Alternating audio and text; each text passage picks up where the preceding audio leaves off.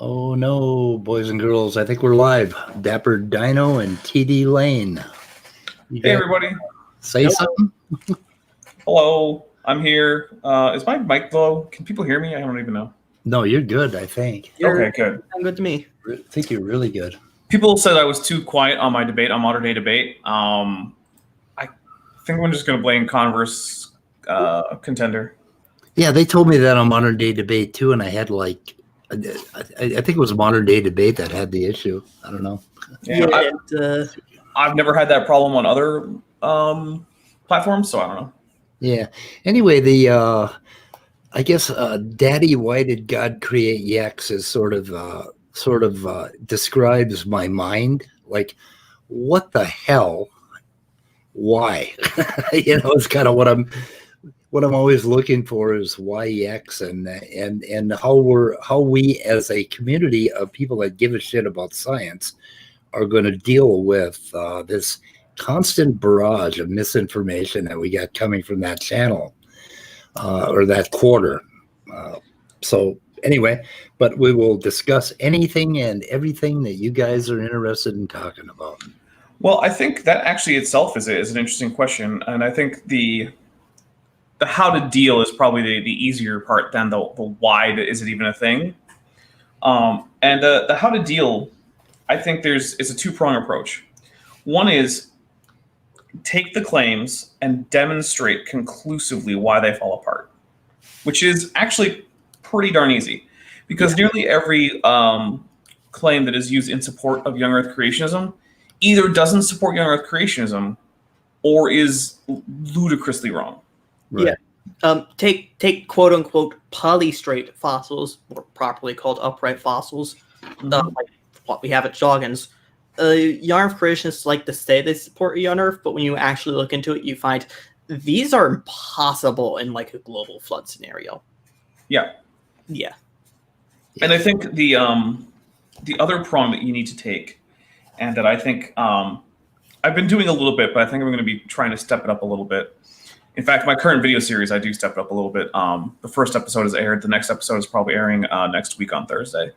But it's to really drive home that young Earth creationism is on the same level of plausibility. It's not on the same level as craziness, but it is just as scientifically valid as flat Earth. I think we need to drive home the fact that this entire thing is at best just a joke. There is nothing to this. There is no evidence. There is no bask in the moron echo chamber, just slightly larger than what you have here. Oh, did you want to read that? Yeah, sure. From Smoky Saint, boy pudding. I'm not sure. Is that supposed to be you? Yeah, I'm speed of sound of pudding or something. I don't know what the fuck they call me. Is that based on something? I had a conversation with Anthony Maurice. Are you familiar with him? With the ABio stuff? Not terribly. The name doesn't ring a bell. Does he go by any screen names I might know? I think it's Anthony Maurice is what he is on screens. He's always on Standing's channel, and he's always talking about abiogenesis and going on. Anyway, he has the same ridiculous spiel, and I was trying to get him to realize how stupid his idea was, and I asked him if he knew what pudding was. And since then, I've been called pudding brain. And okay. Yeah, apparently I'm under Smokey, and I'm under their skin a little bit, I think, because they spent 30 minutes bitching about me the other day. That's a lower tier. And then they'll also call me meth head because I mentioned that I'm a meth addict recovering 13 years, actually. And they have been giving me shit about that and being an That's rather mean. Hey, first of all, congrats on recovering, and also it's a bit hypocritical since they have Faithful Honest True on, and he is, from what I can tell, a current heroin addict. Yeah. I would like to make note, Smokey, Ramat's paper is not published in a journal and as such is not peer reviewed. Oh my God, we got to bring up Ramat's paper and take a look at it. He has PLOS Biology. He has the logo. How the hell did he do this? I mean, he probably just screenshotted it. Yeah. I would like to say Ramat's paper or papers I should say, are basically Google Docs thrown up on the internet. Yeah. That's what they are. They're on academia.edu because they got thrown on there. They're not peer reviewed though. They're not published in a journal. You need to publish them in a journal and get through the editorial peer review. Well, I will say this: if you want actual working scientists to take you seriously, generally that is a requirement. However, I will say that not having your paper peer reviewed, it doesn't make it wrong, right? A paper that is actually good and correct and is about to be, and could be peer reviewed, doesn't become more right because of the peer review. It's just that in the realm of things that I have time to pay attention to, if you haven't bothered to go through the first step of vetting, why should I do that for you? Yeah, it's something that where you're just like, I feel like this should actually, be published. And it doesn't need to be published in a journal to be correct, but you're losing a layer of actual authenticity if you aren't actually publishing in a journal. I mean, okay, first red flag is that the title doesn't actually mean anything. No. Yep. There's a lot of red flags here. Look at his citation, his citations here. He gives a year and the first author, and I had to go. I found about half of these papers so far. I mean, instead of telling us what the paper is named. Yeah. Okay. So standing on the off chance, or wait, this is raw Matt, right? Yeah. Yeah, that's raw Matt. Okay, raw Matthew. If you ever watch this, I'm going to give you a little bit of a hint. In order to properly cite something, first of all, just go look up the citation method of some like if you're pretending that this was, published in some particular journal, look up the citation requirements for that. Check their style guide, because trust me, it's public. You can check. But at a bare minimum, you're going to want name of the paper, name of the publication, at least one author, and the volume or edition of the original publication it was printed in, as well as the date of publication. That is the bare minimum. Now, after you cite that in your citations block, you can then subsequently cite it with author name, year, right? Because then I can look back at your original citation list and see what that is. That's how you can do an inline citation after. But you have to start with the actual full citation. Or you can have that in the end, right? Like you can have an end note where this is the full citation section. That's fine too. But if you don't list that anywhere, you're not citing anything. Yeah, but it will spoil things if we look up the citations and find out that not one of them back up what he's saying. Yeah, well, of course they never do. I would also like to make note, he obviously cites Jensen as his most recent. But also, like, yeah, look at that. Going to say it was forged. He just wrote papers, but didn't actually publish them in a journal. But that PLOS biology at the top, that in of itself just looks like a little screen clip thrown in there. That makes me side a little bit more on the forgery side. Yeah. But also, I'm just going to say this quite simply. If you are considering a peer-reviewed paper to be just a Google document without the usual formatting you would see in a paper, just thrown up on academia.edu, you do not have any reference material for what a peer-reviewed paper is supposed to be. What's the title of this paper again? I don't remember. Antediluvian patriarch de novo mutation rate. What the fuck? Anyway, it's jargon. Buzzwords. All right, because I'm on the PLOS biology. I know. I looked at it, and they only have one article for the so far for the August 6th edition, I think.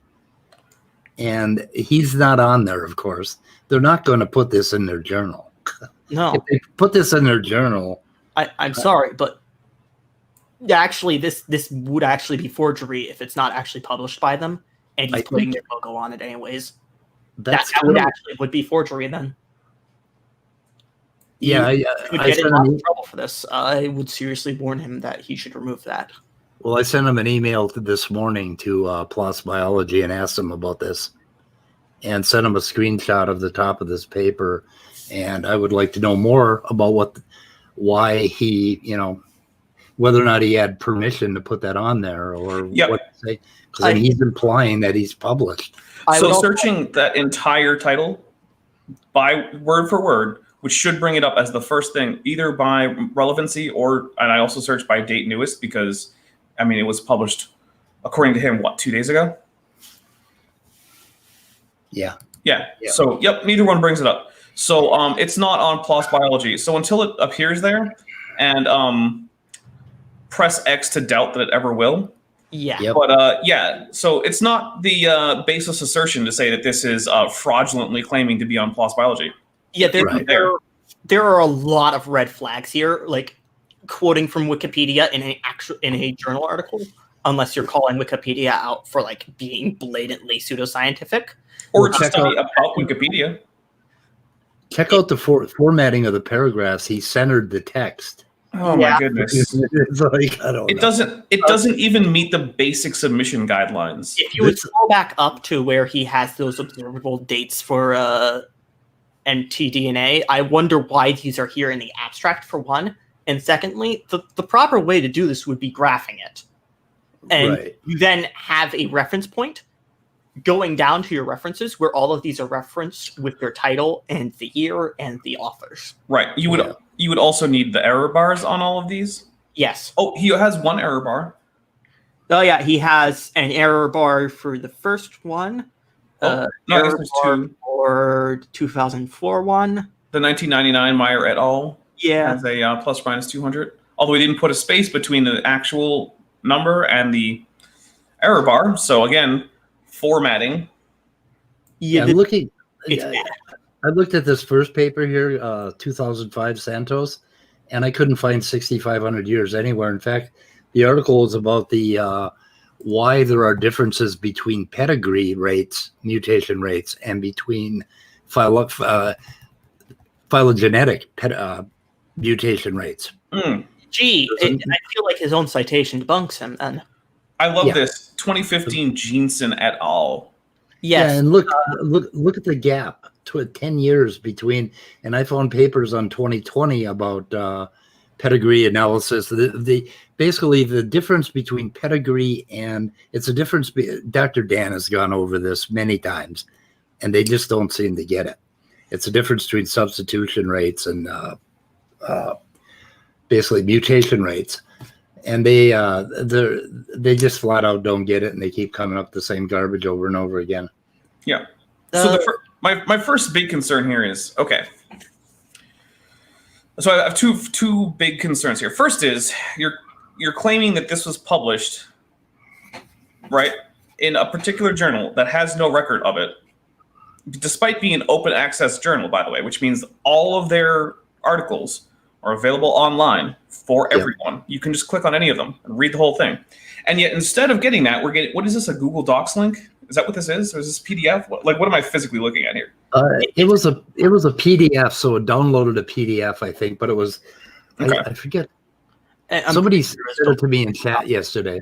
So okay, so I'm looking at a PDF. So not the URL to the actual paper on the actual article or journal website, which is what you would normally send, right?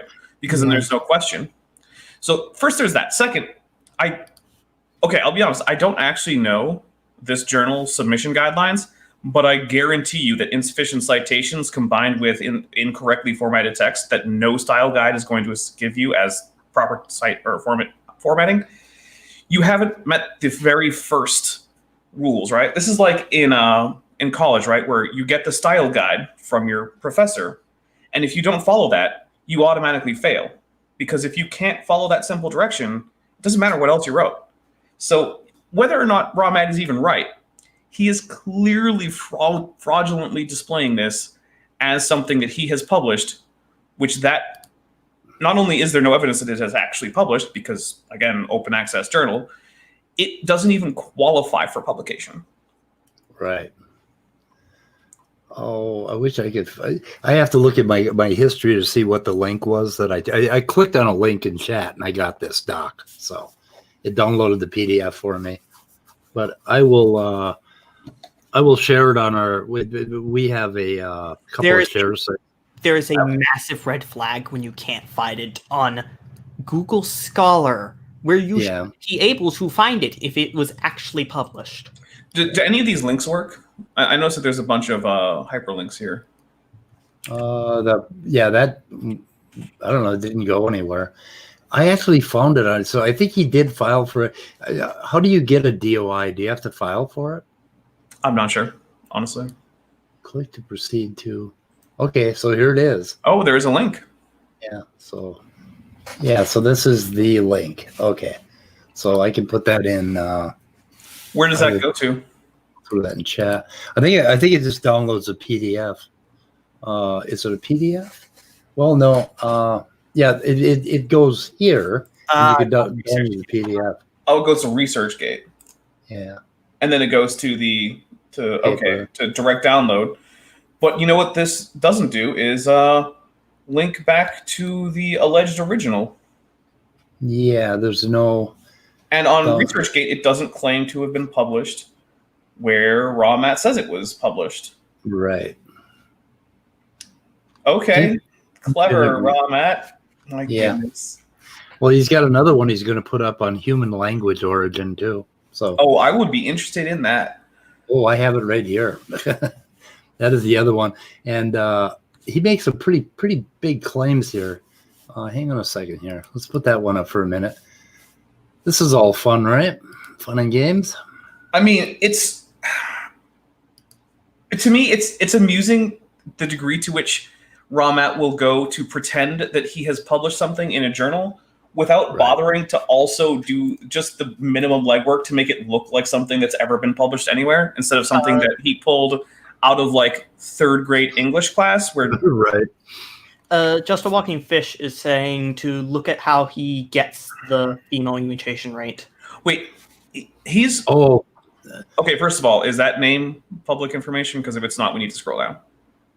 And what's that? Post. It's got a last name there. Oh, where? Oh, hell. Just scroll down. I'm sorry. I didn't see that. I will say that if it's published in a paper, then there's not much you can do about that, but because he's publicly putting his name out there. But we should scroll down anyways. Yeah, this paper was linked from the other paper somehow, I think. I mean, to some extent, then I mean, it's not private anymore. He has himself published it. He's lied about where it's published. But I'm also going to point out that once again, if you're going to claim that this was published somewhere, it does not meet the basic minimum. It doesn't make. I mean, look, you've got random caps, highlighted text. You've got bold text, none of which is explained as to what this means. It all just seems to just be however he decided to use emphasis without bothering to actually do it in a formal tone. Those yellow highlights are mine, by the way.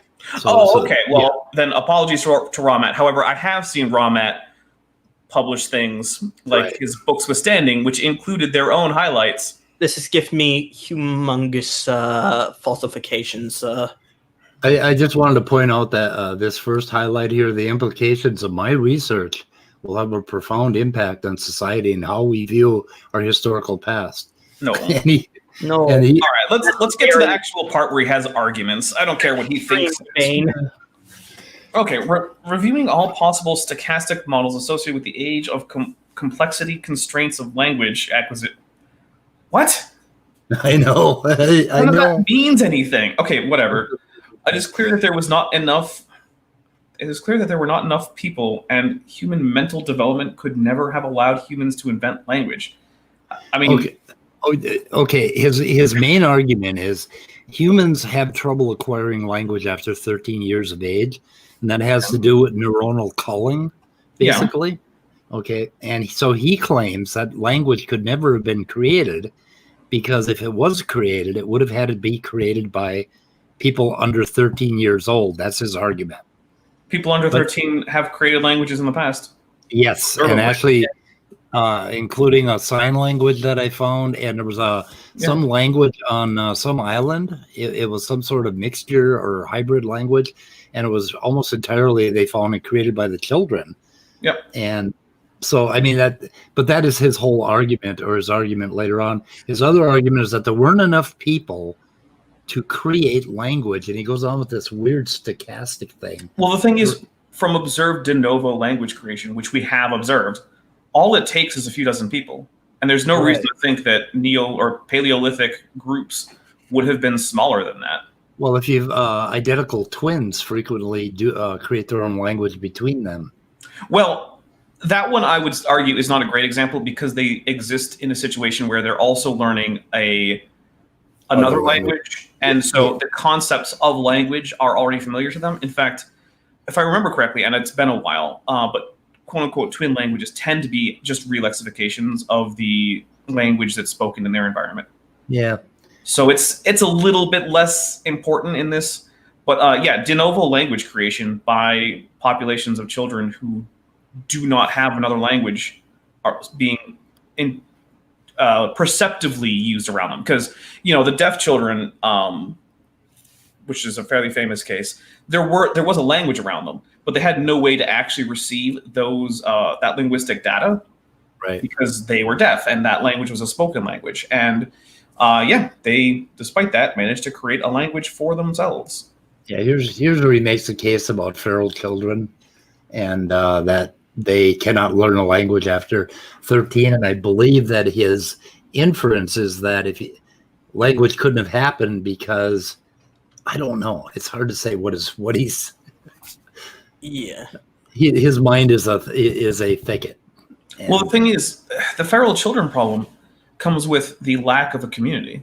Yes, if you have no one you can speak to, no you are able or can communicate with, and you pass that age. Really wants us to go look at how he finds the female mutation rate.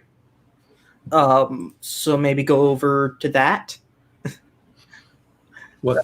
He seems, because reading his most recent comment on that, it seems like he's done another n equals, which he's once again he still doesn't know what n means. It's like that, but with a different variable. Okay. Because not knowing what n meant was just. Oh, it was fantastic. And pointed out that no, it's not that. He just said, "Then what is n?" What was he talking about?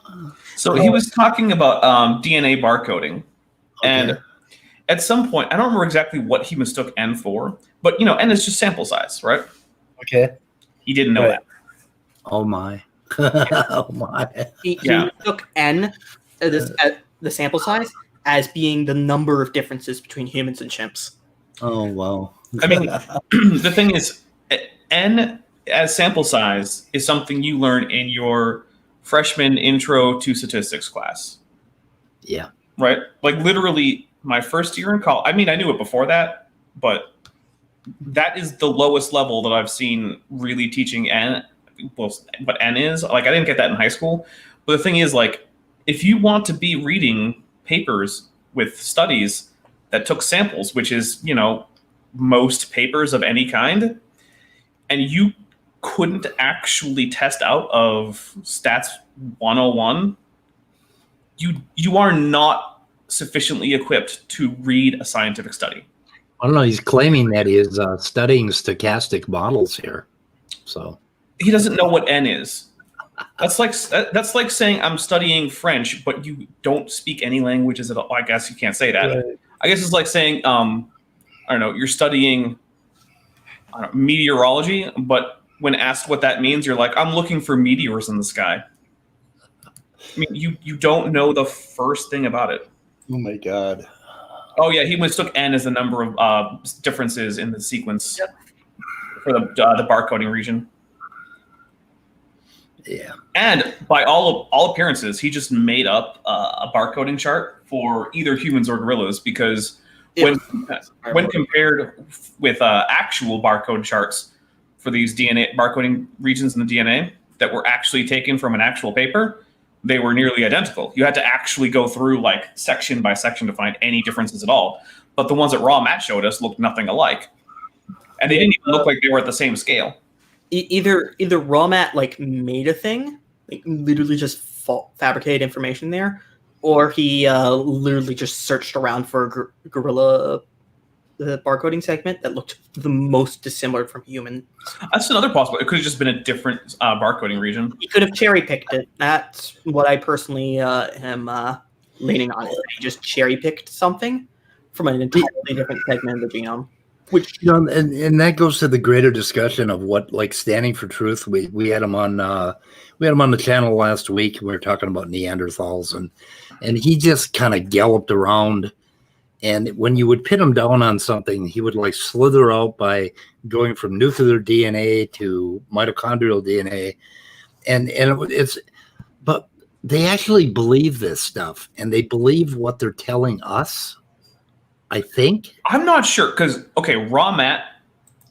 So here's the thing. Up until today, honestly, just now, I wasn't sure if raw mat was just incompetent or if he was dishonest or both. Now I think it's both. And here's why. Raw mat knows he wasn't published in that journal. Right. Yeah. He had to sit there and forge the top of that document in order to make it look to his friends who aren't going to check like he was published. He knows he wasn't. Yes. So he has to be dishonest. He is a dishonest actor.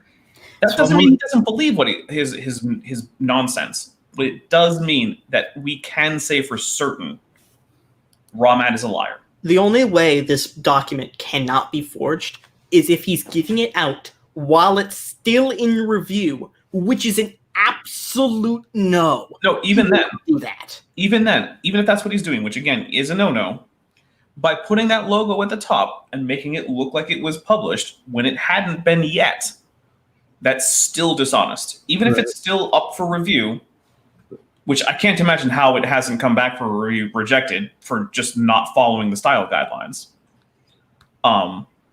Which, by the way, if you submit something to a journal or something and they say you haven't followed the style guidelines, don't take that as your paper is crap. Just fix it and then resubmit. Most of the time when people have their papers submitted or rejected, it comes back with notes, right? So that's one of those things is people are like, oh, it was rejected for peer review. That doesn't mean you're wrong. It means you got to fix some stuff, usually. Sometimes it does mean you're wrong. I mean, sometimes you're like, nope, you made this big error. Your conclusions do not follow from this data set that you've presented. So, but like, yeah, if raw mat had submitted that, it would have been kicked back basically next business day as like, no. Unless they have a huge backlog of submissions. Yeah, I from Molecular Alchemy is somebody. He's an actual geneticist that is going to join us on our channel. He said it's possible that he submitted it and they acknowledged receiving it, and that seemed to give him license to put that logo at the top. That is not how that works. Yeah, they said this paper will not be published anyway. So, I mean, no surprise. I can't imagine that it actually would pass peer review, even without the technical problems in just you have not properly formatted or put in your citations properly. Right. So the thing is, you can submit literally anything, right? You could sit there and literally submit your dick pics to PLOS Biology. Yeah. That doesn't mean that. I mean, like, all you have to do is send a thing to the submissions link. That's it. And you have submitted it. Ooh, that means literally nothing. Anyone can submit anything that you can email to them. Yeah. It means absolutely nothing. Well, I got a lot of stuff I'd like to see with the PLOS label on the front of it. I could start submitting. Yeah.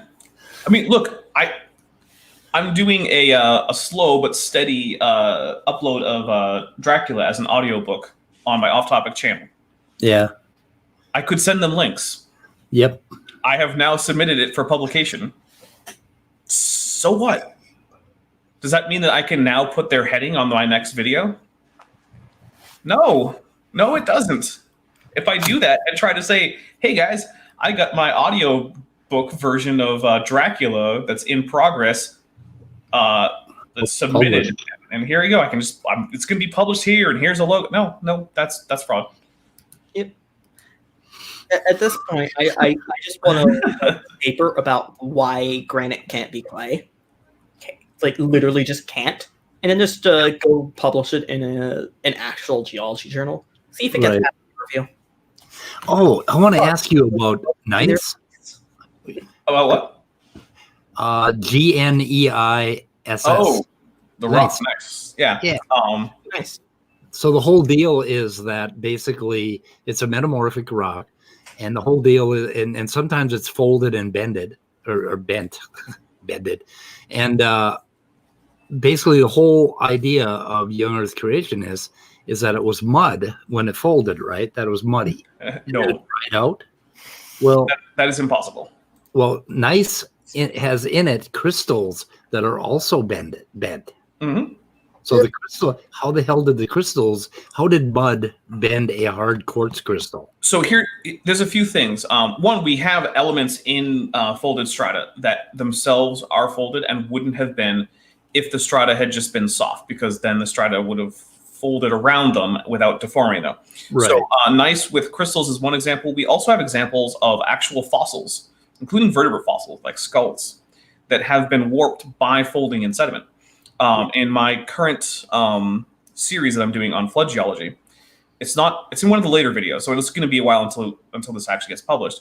But I have a link to a paper with an ankylosaur skull that was bent and warped as a result of being in strata that were folded. If you fold a bunch of mud that contains an ankylosaur skull, you're not going to warp the skull. I mean, just think about it. That's not how that works. Right. So there's that problem. There's also a few other problems. One is that if you have differentiated layers of soft unlithified sediment, one on top of the other, which you can, and then they're subject to folding, they mix. They don't mix completely, but you stop having the clear boundaries between them.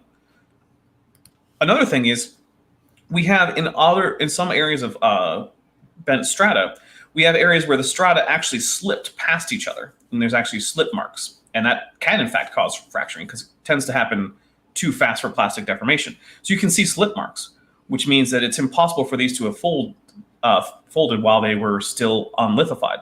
So the only way that we get the actual clear strata with obvious demarcation containing distorted elements like crystals and fossils and whatnot is for them to have folded when they're lithified. And no, that doesn't mean they have to break and snap, because with sufficient pressure, things, and also temperature, things that otherwise tend to brittle fracture, in fact, can plastically deform. In fact, you can even do it with plaster of Paris.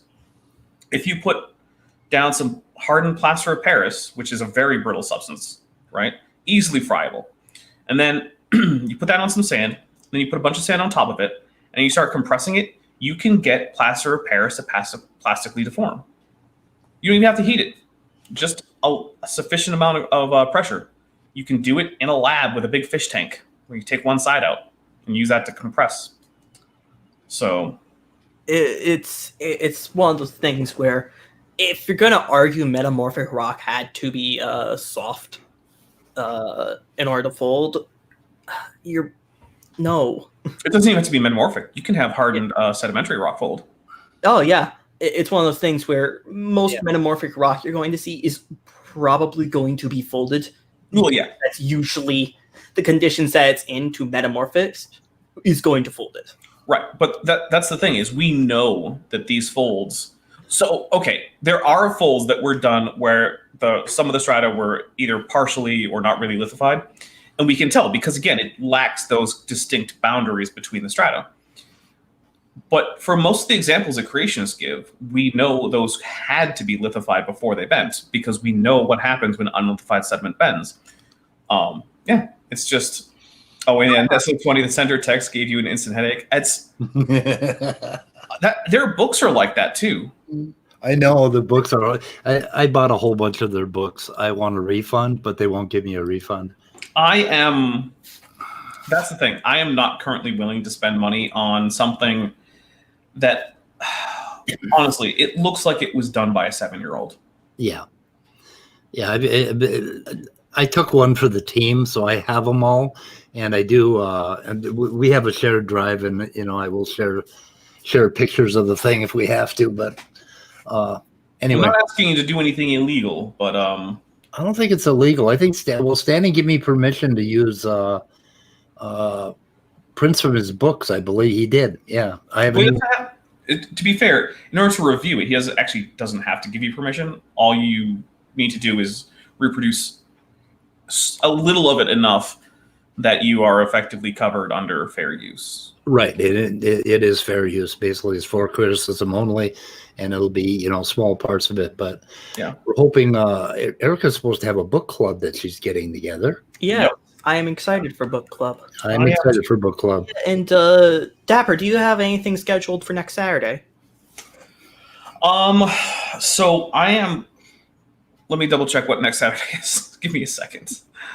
I'm sorry. It would be the 15th. I believe I had told my guest who was supposed to be on last Saturday that I would be willing to have him back on the 15th.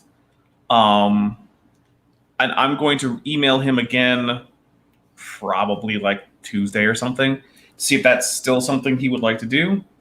7-year-old will do better than Ramat did? Maybe. I mean, Ramat's usually pretty good at spelling, better than most 7-year-olds. Well, what is that Evo? What is that site that Jackson Weed had Evo something? It's this young kid. Random Evo times. Yeah, God. Well, he's not a typical kid. He's a much smarter kid than most. Very smart. Yes, he is. Yeah. I would not use Random Evo times as my standard for young kid. Yeah. He is significantly above average in terms of science knowledge and ability to articulate his thoughts. Yeah, he's an incredible person. I just got to keep an eye on him.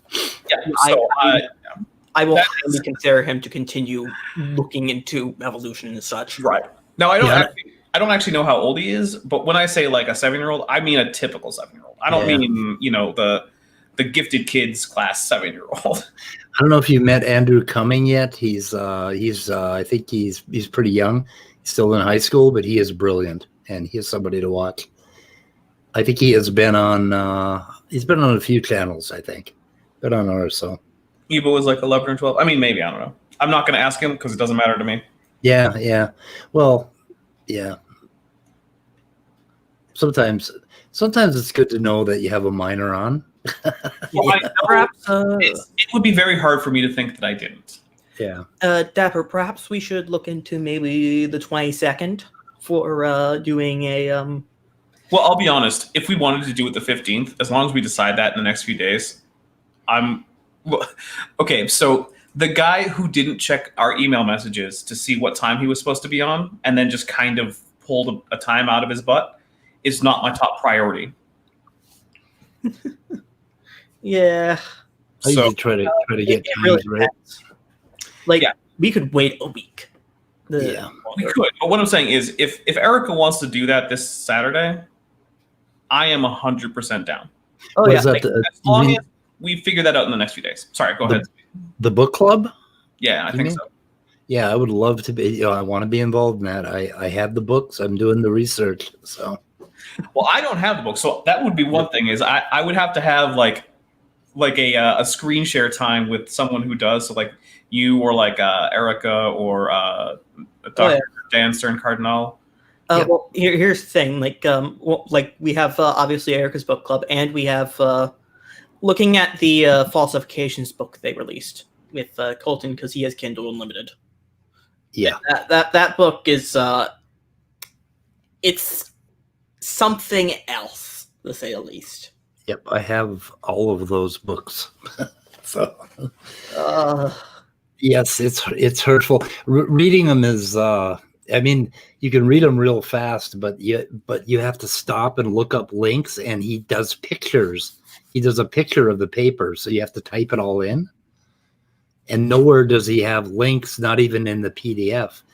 Well, one of my favorite things is they're charging money for physical copies of a book that has as a source truncated hyperlinks and hyperlinks that are just embedded in text that is blue and underlined. And I actually asked Standing on one of his community posts where he was putting up pictures, and I said, "How am I supposed to use the hyperlink in a print book?" And he just said, "Oh, just double click on it, it'll work, haha." And I was like, "No, Standing, I don't think you understand. I'm telling you, I'm couching it in a question so as not to be overtly offensive.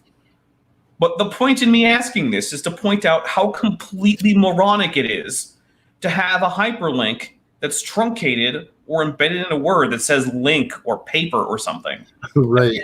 Used because you're selling it as a physical book. Yeah. Okay. So like you can have like hyperlinks and like links embedded in words on like a Reddit post or a YouTube comment, but that doesn't work in books or Kindles. That you don't do that. First, it's extremely unprofessional.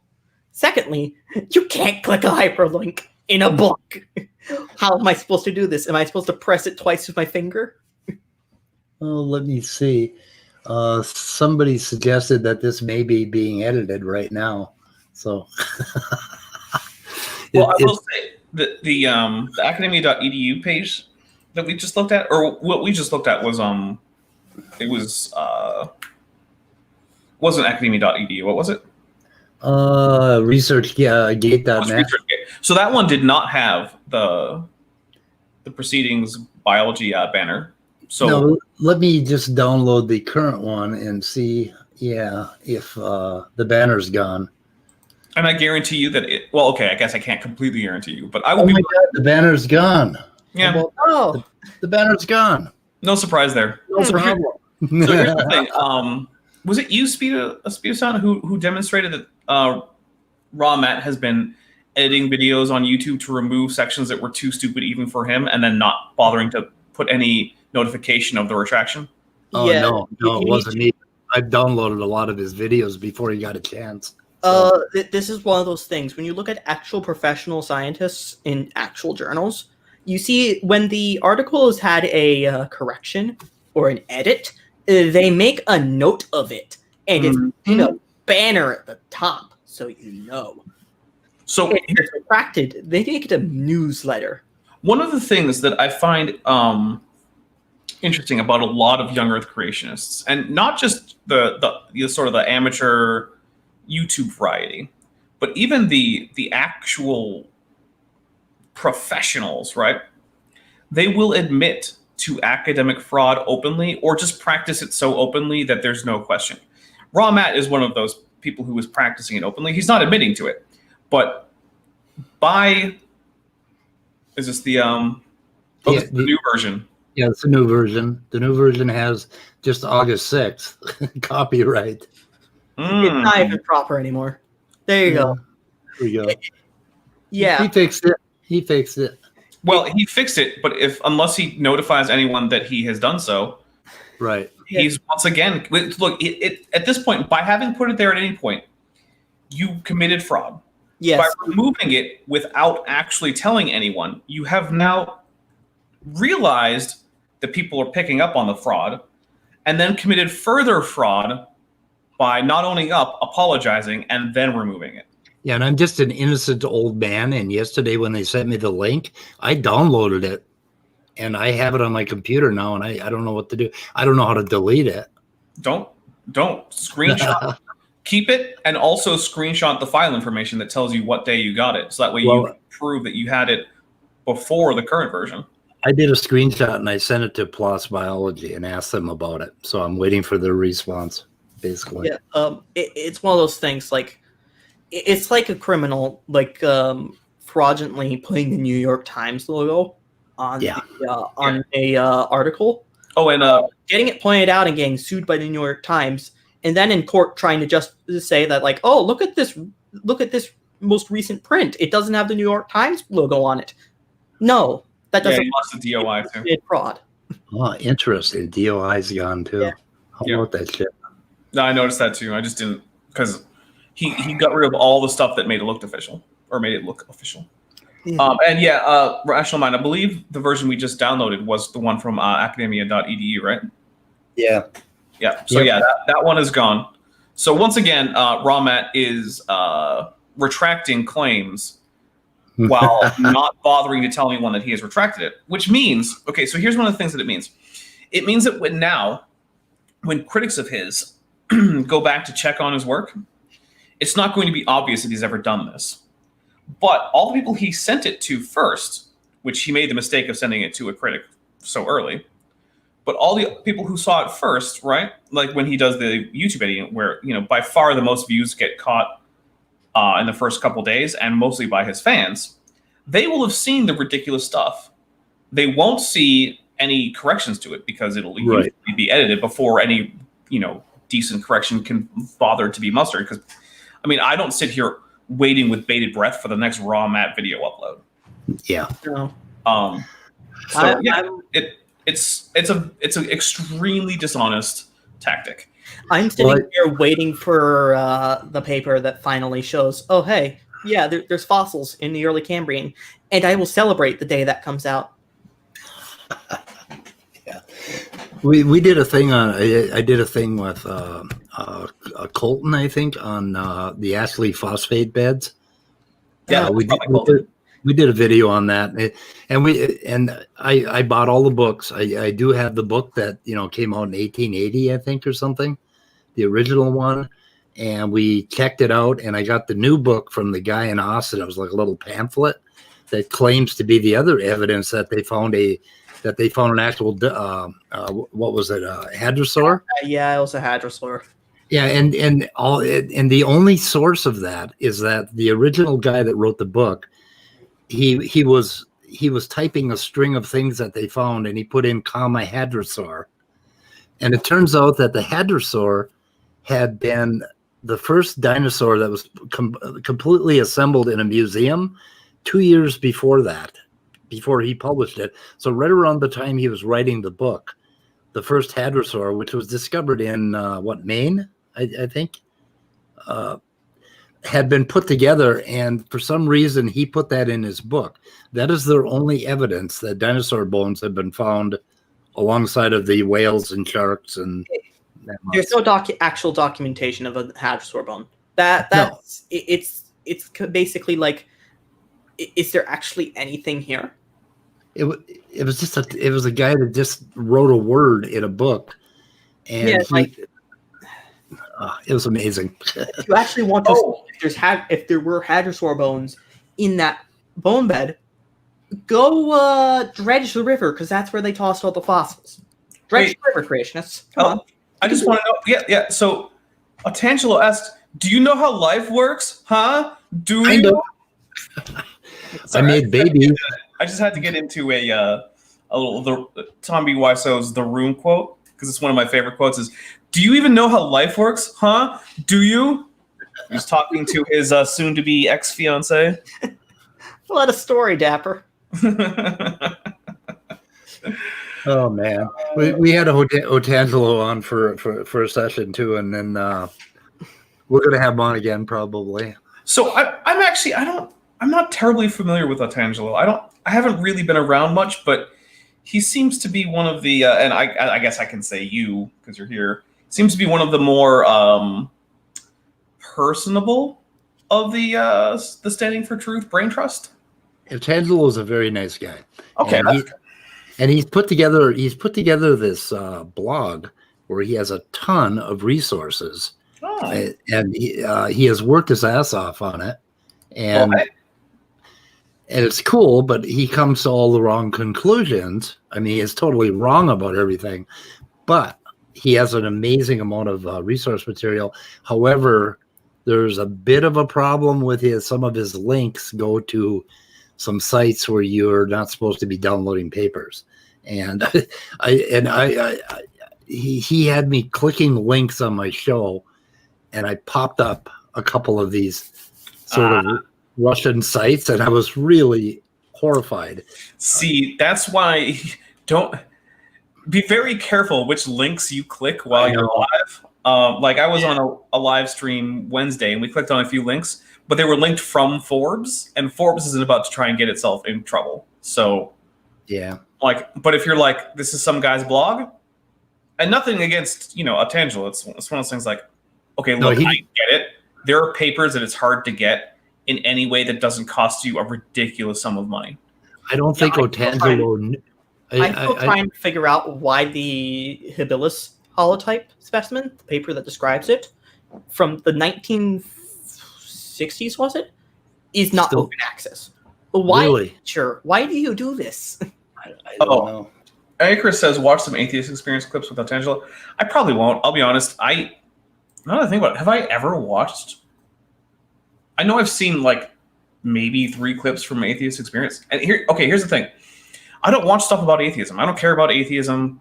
I don't care about atheist activism. It doesn't interest me in the least. I don't care what Matt Dillahunty is talking about. I just don't care about atheism. That's why I don't talk about it. Yeah, it's not really all that notable. I got to say something about Otangelo here. I don't think he understood that what he was linking to was not appropriate. And so basically, he didn't realize that we were doing anything wrong. But I realized it and caught it and stopped. So anyway. Yeah. There's one thing about those Russian websites is that what they're doing is actually illegal. Yeah. So yeah, we can get in trouble for that. Yeah. So yeah. Yeah, but I don't think Otangelo understood that. So he needs to clean that shit up, basically. Well, yeah, Sci-Hub is technically pirating. Oh, how about that? I'll say this. Thank you, Otangelo. I give my opinion on Sci-Hub privately. I don't do it on air. Yeah. Okay. Yeah, me neither. Is Anyway. Iraq an atheist? Nestle 20. No, Iraq is not an atheist. Iraq is not capable of forming an opinion on propositions regarding the existence or non-existence of God. No, Iraq is a flat earther. It's not even that. Because, again, Of course. in order to take these labels, one must be capable of having an opinion on the matter. The word atheist refers to one's position on a proposition. Now, if you want to go with the lactheist definition, which I think is a bit silly and runs you into problems semantically, but even if you want to go with the lactheist definition, rocks still aren't that, because rocks do not lack a belief in a god. They are incapable of having one, and there is an important difference between lacking a particular belief and being incapable of having beliefs in general. It is meaningless to say that you lack a belief unless it is possible for you to have one. Yeah. Yeah, Icarus points out another thing. Like rocks are colorblind. Yeah, it's exactly the same thing. Rocks aren't colorblind. They're not even blind. Rocks can't see, therefore they're disabled and should have special rights. Yeah, they're insensate. Same logic. Yeah, they don't have a lot going on when it comes to subjective experience either, is my experience with them. No, Yeah, it's funny. I knew it was a joke. Because I said it was just a joke, but the thing is, there's a conversation to be had as to why that's stupid. Well, there's, when you think about it, like Steve McRae got into this. I'm a hard atheist. I believe that I can justify that gods do not exist, right? And then there's this thing where, well, I just haven't run into the whole religion thing, so I don't believe it, and that makes you an agnostic. But if you've never encountered God claims, I would actually argue that you are not an atheist. You are innocent to the proposition, and there's a difference there too. I would honestly say, in order to be an atheist, you must be aware at least of the bare existence of God claims and the most basic version of them. Essentially, that there are some kind of entities out there that are more powerful and have, essentially beyond rational or beyond the normal operation of physics powers. Yeah. Unless you are aware that such an idea even exists, you are naive to the proposition. And you are not an atheist. You cannot be defined in terms of your belief on that proposition. I can fully understand and accept both opinions on that, and I understand where both sides are coming from. And I know how you formulate those thoughts. So I'm agnostic about judging people who say it either way. So it's just that I think agnostics are kind of like wussies. I mean,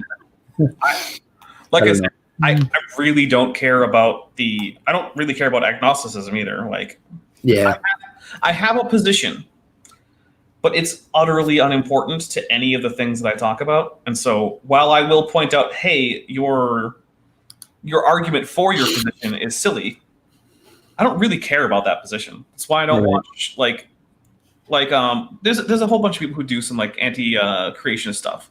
And when they do something where it's like, oh, did the resurrection happen, or what about the problem of evil? I just don't watch it because I just don't care. Yeah, I kind of don't care about the Bible too much. Only when we enter into a discussion of morality and like Smokey Saint with his how judgmental he is of naturalists and atheists, then I kind of get into it or get folded into it. But mostly I care about these damned creationists putting out pseudoscience like videos like 5 a day. Mm-hmm. Oh God! And trying to keep up with them. Well, don't even bother trying to keep up with like Maddox's after shows and such because they're so long. There's no point. What was it that Erica called it? It was the Raw Matt and Standing Department of Fast but Wrong Video Making. The Brain Trust, the Standing for Truth Brain Trust. Right, but in her most recent video countering them, it was what you said, Dapper. It was what you said. Okay, yeah. It was rather funny. Yes, it was exactly, and that video was fantastic. They have a department of fast but inaccurate video making. Oh yeah, there you go.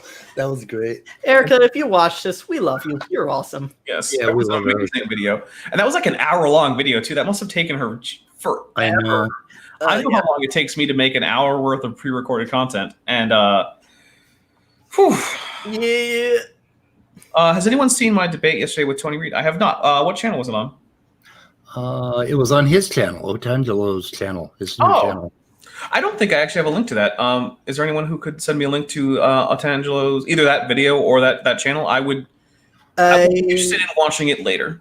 Top Dog and Just Walking Fish both have wrenches, so if either of you would be willing to do that, many thanks. Let's see. Or Otangelo, email me a link. You know what, Otangelo? If I... Oh, it's called The God Talk, YouTube. I'll see if I can find it for us. I'll check it out. Look, I subscribe to a number of creationist channels, and I do not go there and just troll constantly. Like that's not my MO.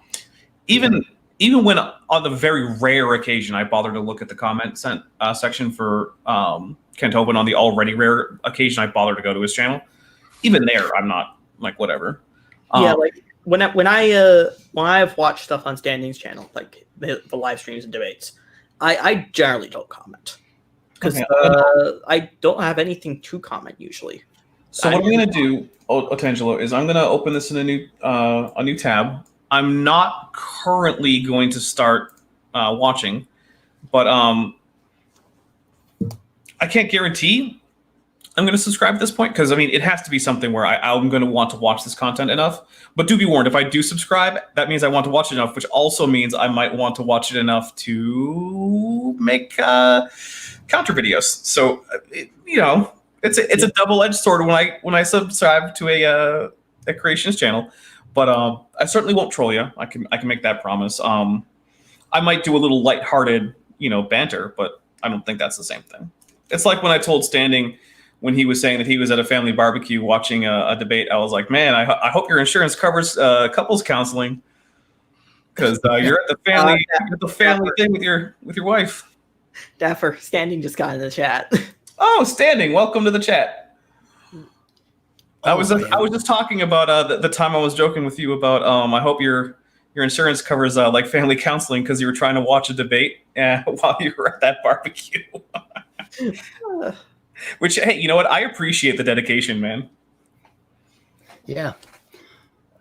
Actually, Stanley, I call him, is my son. I came out publicly that I am his father.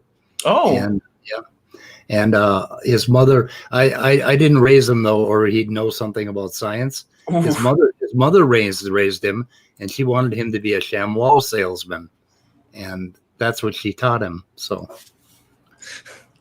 If you're not familiar with ShamWow, do look it up.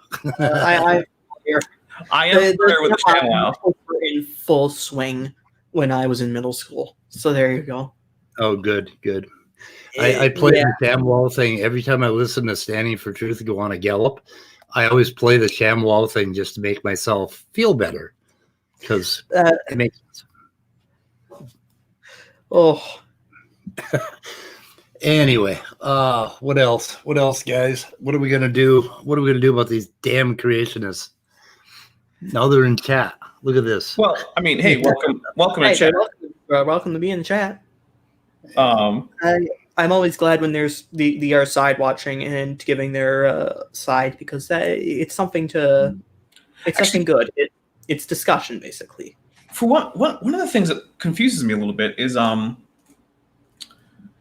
after shows. So I have had creationists join after shows, including people who were the debaters, and when they can manage to not constantly interrupt, which to be fair, Standing doesn't do. I know Tangela doesn't seem to either. Neither does Jungle Jargon, from what I'm seeing. Well, yeah. Standing can interrupt if you start to a bit, but he's not. He's considerably higher than like Mr. Batman. Yeah, he's not Mr. Batman or Nephilim Free. Oh, Nephilim Free! My God, I can't. I do like Neph. I like him as a person, and I get along with him real well. But I cannot go on his streams because I can't listen to him. I have trouble imagining anyone liking Nephilim Free on a personal level, but that's just me. There's something about him that I like, and I don't know. He seems like a gentle old man, an old soul. I don't know. Every time I see him, I have this mental image of like a diseased, boil-ridden toad sitting on top of a corpse. That's what he makes me think of. Dapper, why are you describing Steve Bannon? I would say sorry, Nephilim Free, but I'm not. Yeah. I'm sorry, but I have absolutely no. I don't wish ill upon Nephilim Free, but I also have no particularly fond thoughts for him. I think he's just a worthless person. Yeah, and not in the sense that I don't think his life has value in some kind of human life. But what I mean is, I don't see any reason for anyone to ever interact with him for any reason except to, I don't know, sell him things because he has money. Like, that's the only reason I can imagine ever interacting with Nephilim Free is if he was going to give me money. And even then, it would depend on what it is.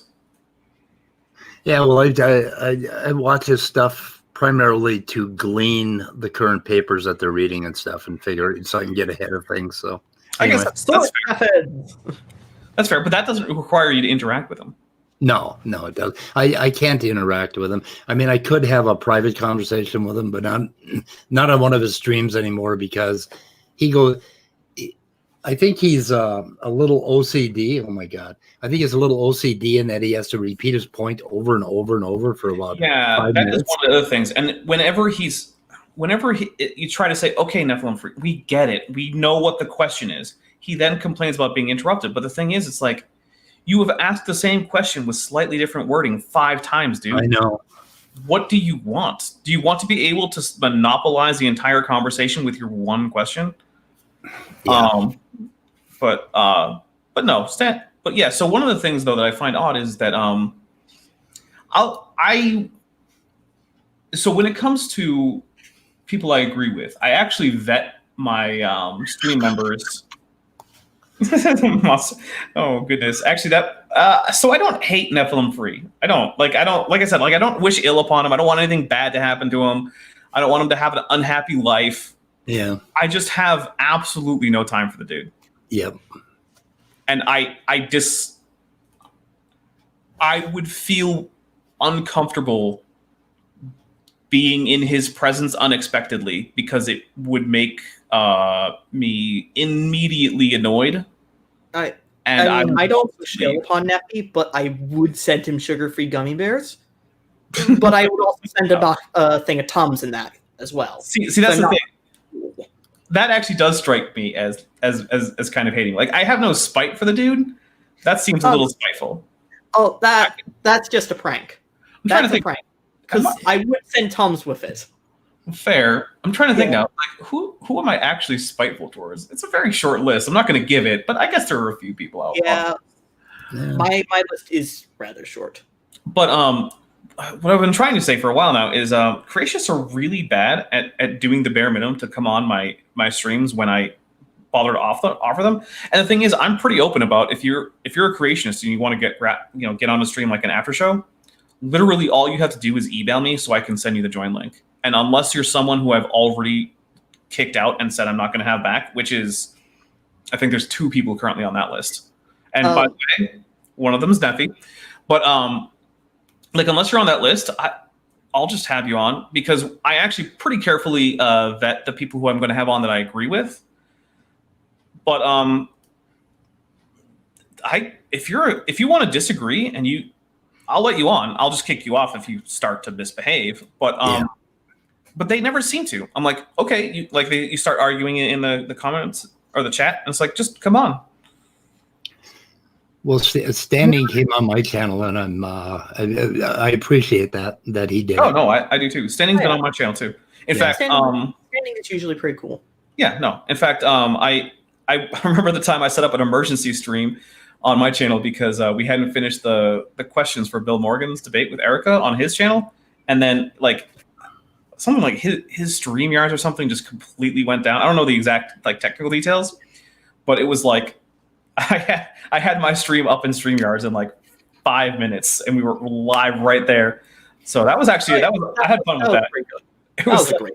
It was like, emergency, switch to my channel. We all run over with a new link. I agree with Standing on this. He did sound like a dick a couple times. So. Look, we all make mistakes, but I agree with Standing's general desire to have a civil discourse where people get to actually be heard in a way that is conducive to people understanding their arguments and getting the argument out. But I wish what I had was I will start a live stream in a few minutes about the article I posted today on Facebook. Anyone interested to join, feel free. What's the article about? Because depending on how late we go, if you're still on, if the article is about something I find interesting, it's possible I'll join, but I don't know. Yeah, be careful. Well, by join, I mean listen in. I told you guys this, but the audience doesn't know this. So let's see. Tuesday, I spent almost the entire day doing audio recording for a video. Then I went live for Landed with Lyle for 2 hours. So I probably talked about 9 hours that day, just straight, basically. Then Wednesday, I went live for about 2 hours, and I was on Discord with a lot of people for a while. And then Thursday, I had my debate, and then after the debate, I was up on a Zoom meeting that was just a private Zoom meeting with a few people, including TDLane. Yeah, you had the after show, and then there was the private Zoom meeting until 2 a.m. Yep, until 2 a.m. And then, so come Friday, my voice was just shot. And so this right here, it's actually continuing to slightly strain my voice.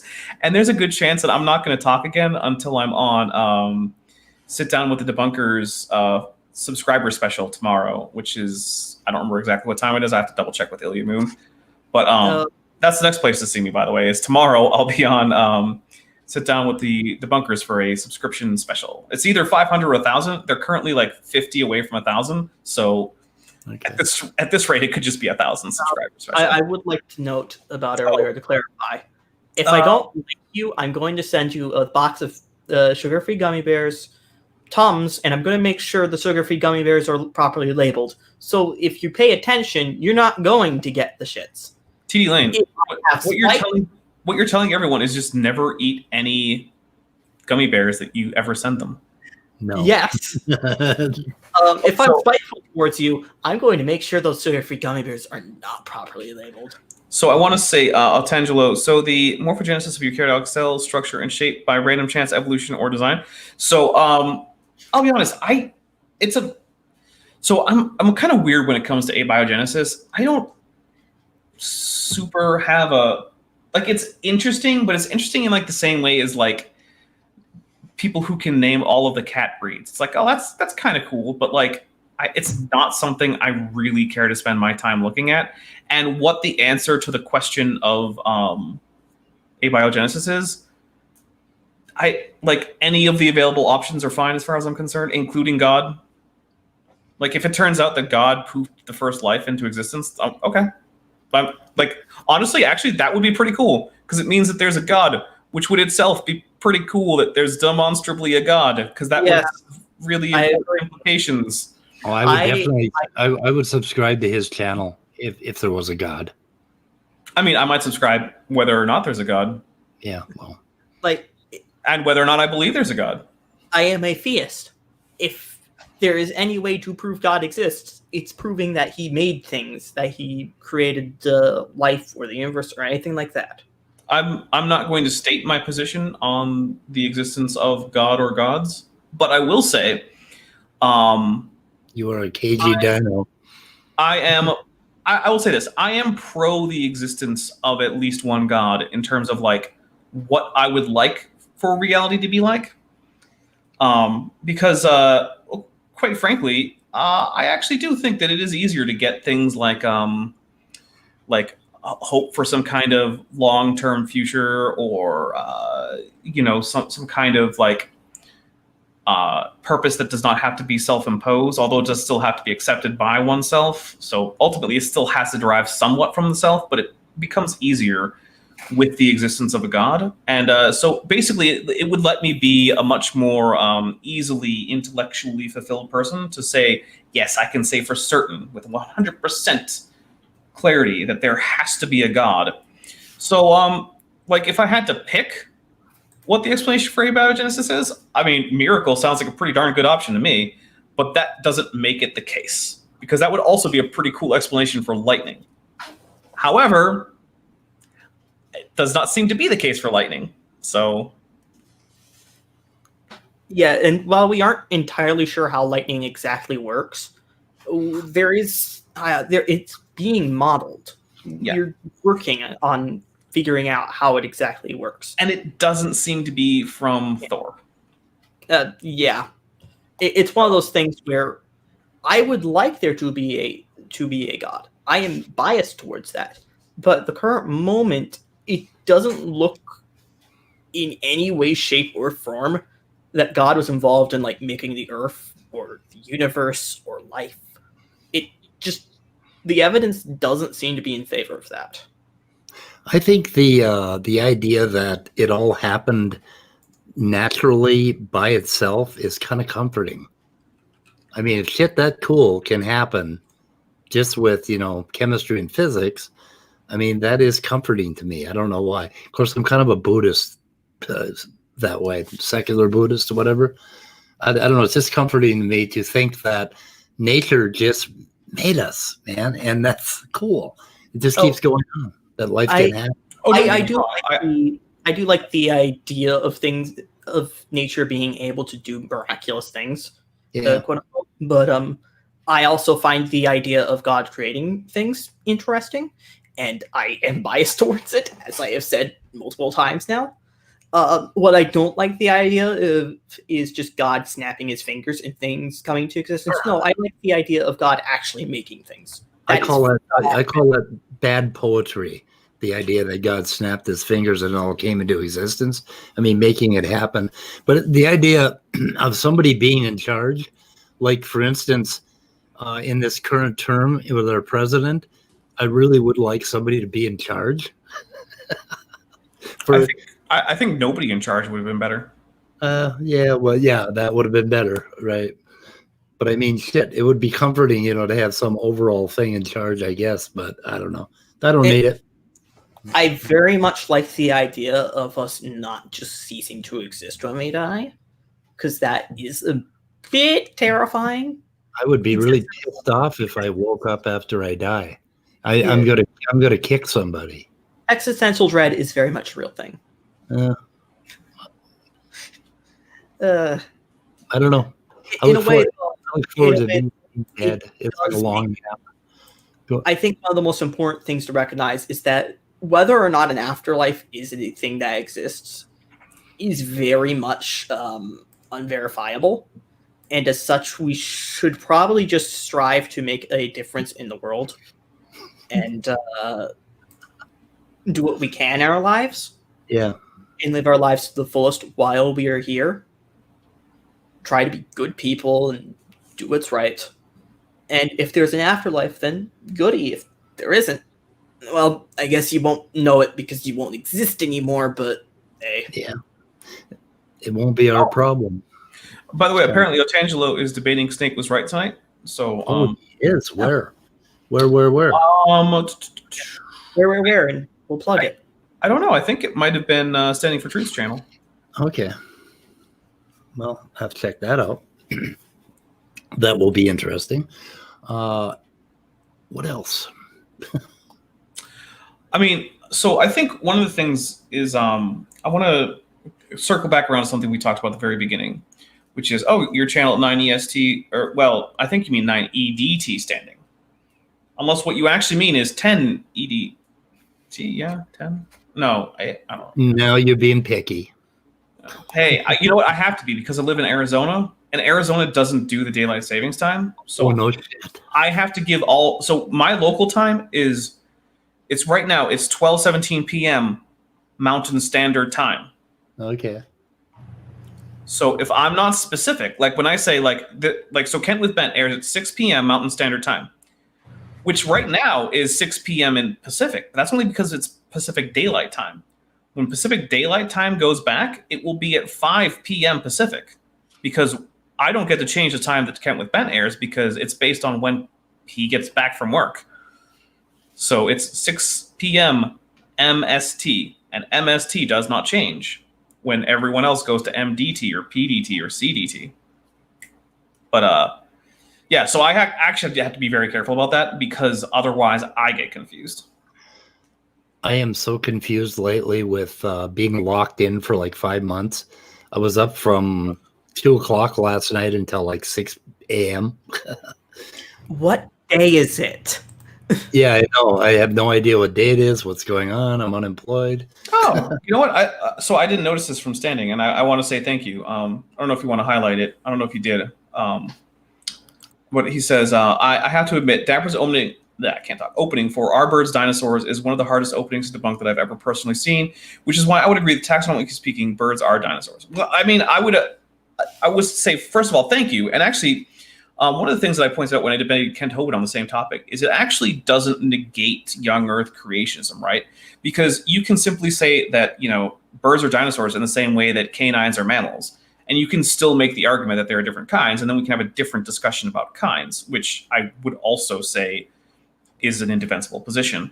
But the fact that creationists have, not all of them, but a lot of them have so strongly hitched their wagons when it comes to birds that they are not dinosaurs, it confuses me. But no, I really appreciate that standing.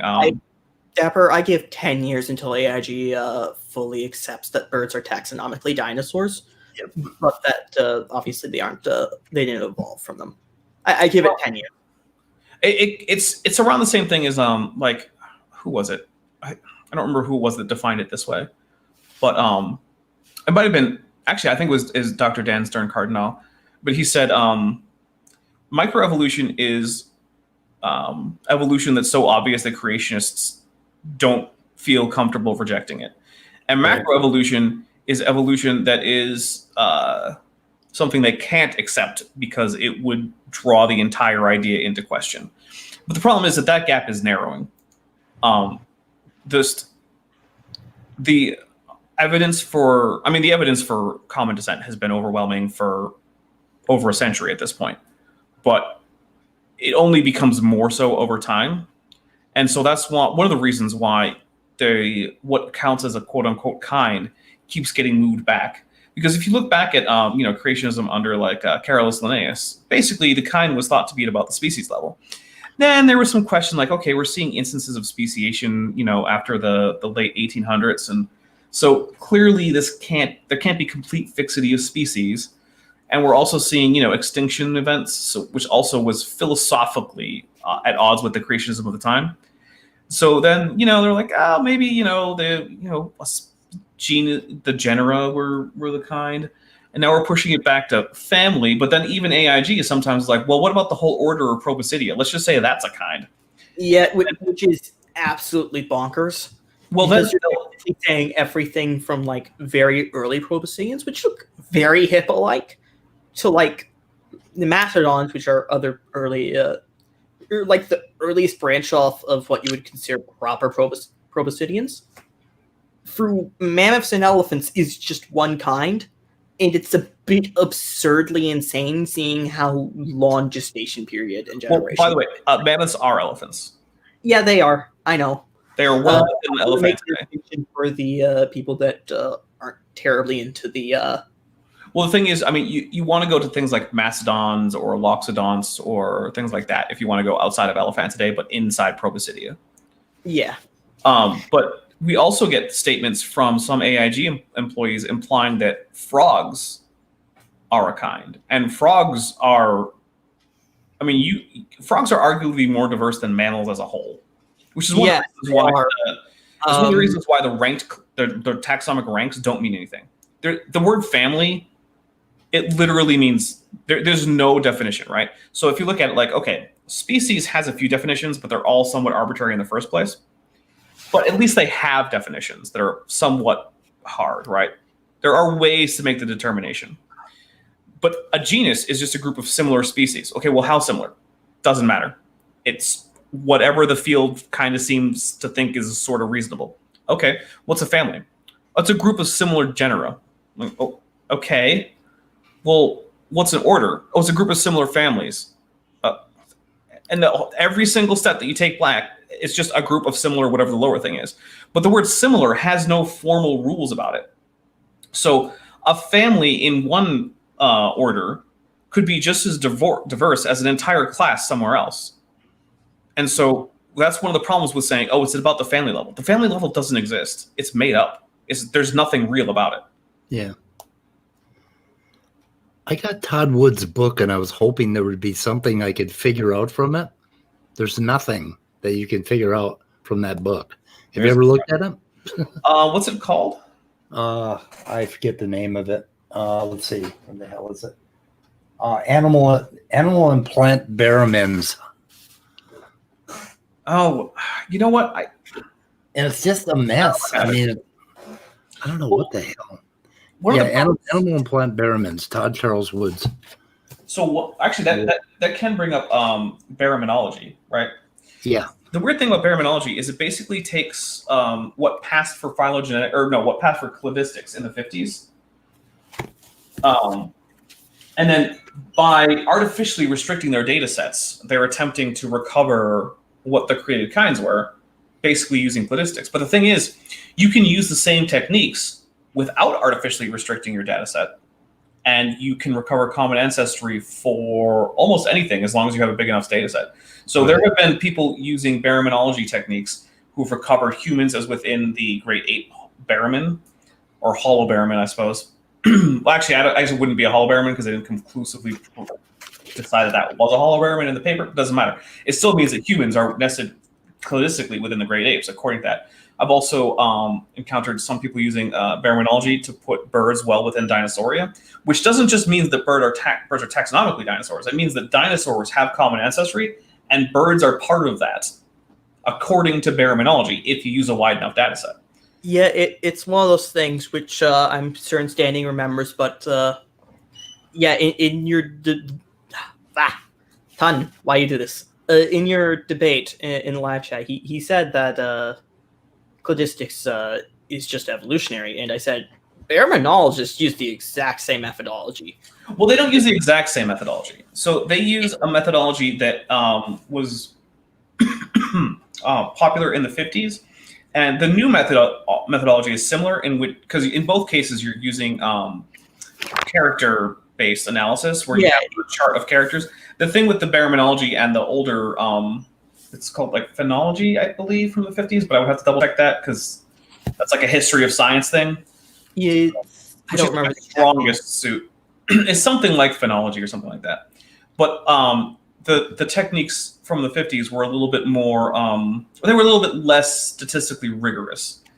But it was basically early cladistics. Yeah, but the thing is, those results usually match modern results with a high degree of similarity. It's just modern techniques tend to recover more statistically significant trees. Is basically what happens.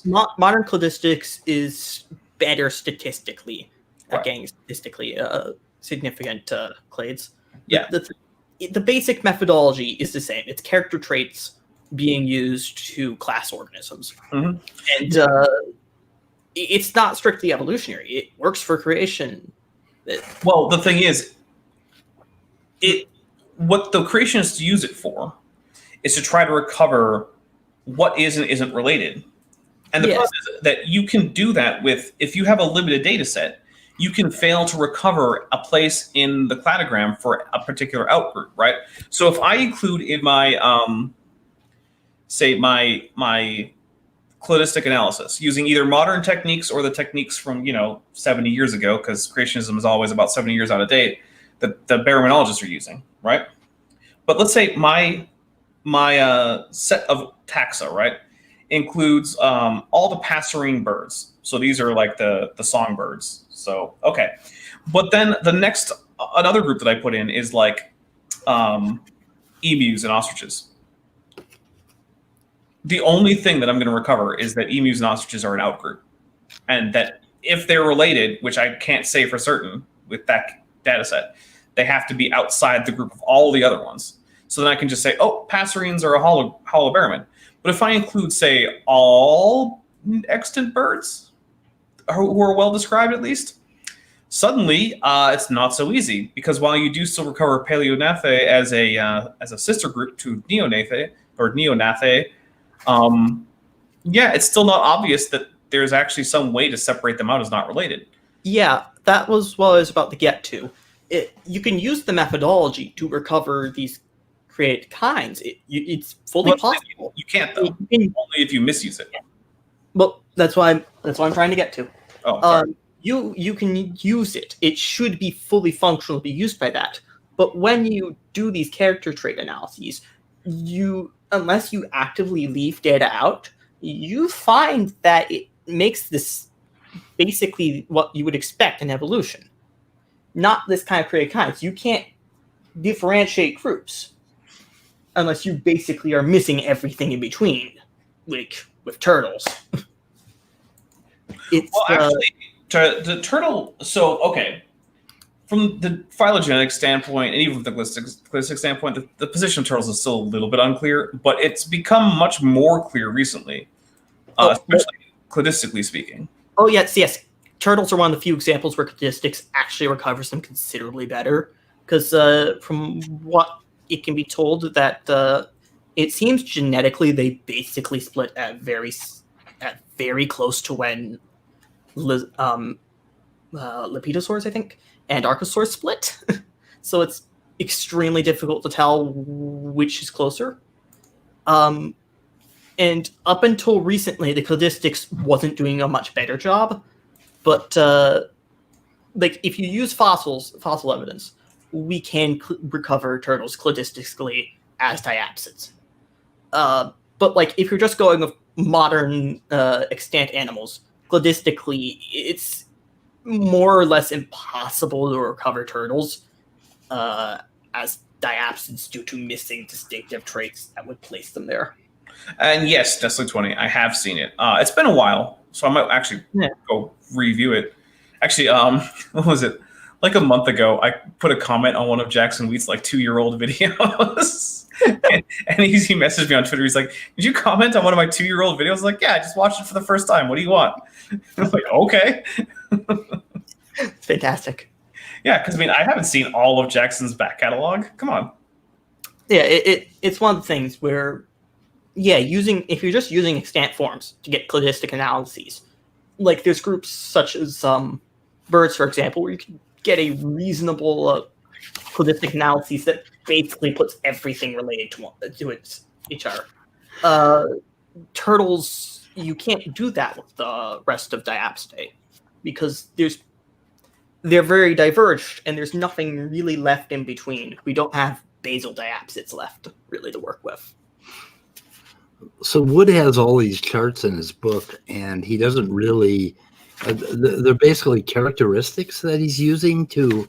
Yeah, that's how baraminology works. Is it's using a character analysis, which he never tells you about those particularly. It's okay. I'm going to actually be a little bit easy on him here and say that that's because he's publishing a book for people who are a lay audience, right? So like if you buy a book on the evolution of, say, like mammals, right? They're not going to give you the full data set for the characteristics that they use to create the cladograms. They're doing from their, like helicosaur grade synapsids all the way up to like, dicynodonts and whatnot. So they're just not going to give that to you.